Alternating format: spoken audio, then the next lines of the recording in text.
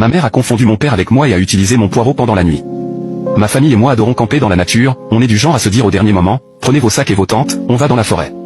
On habite vraiment proche d'une énorme forêt qui est encore dans son état naturel, très peu de touristes, pour ne pas dire aucun, ou activité dans le secteur donc c'est très tranquille. Ça pourrait être dangereux mais mon père et ma mère sont des pros dans ce genre de milieu, ils servent de guide et sont formés à la survie donc on n'a jamais eu de problème. Ça va faire 24 ans que je fais ça avec eux et jamais eu aucun souci. Cette fois-ci on est parti ma sœur, mes parents et moi-même.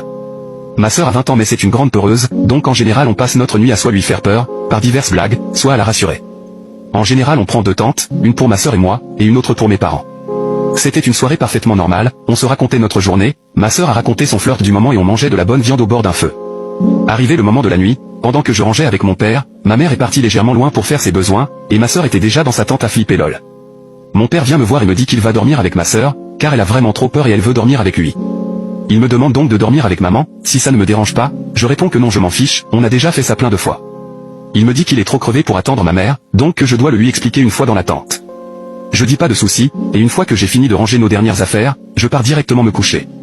J'étais vraiment fatigué, donc je me suis endormi directement, en moins d'1 minute. On évite les lumières pour ne pas attirer les moustiques dans les tentes, donc on est habitué à tout faire dans le noir. C'est à ce moment que je me réveille, par une drôle de sensation, je sens une sorte de chose humide qui aspire le monstre du Loch Ness qui dormait dans mon futal. Je me réveille en silence, ne comprenant pas ce qu'il se passe, et je distingue quelque chose qui est entre mes jambes. J'ai du mal à voir, mais je devine que c'est ma daronne qui est en train d'aspirer comme une pro le poireau. Je suis choqué, mais je ne sais pas quoi faire. Soit je lui dis, et ça va être un profond malaise, soit je ne dis rien et je fais semblant de dormir. Dans tous les cas demain matin, elle va savoir que c'était pas mon père. Je ne dis rien, et je fais juste semblant de dormir.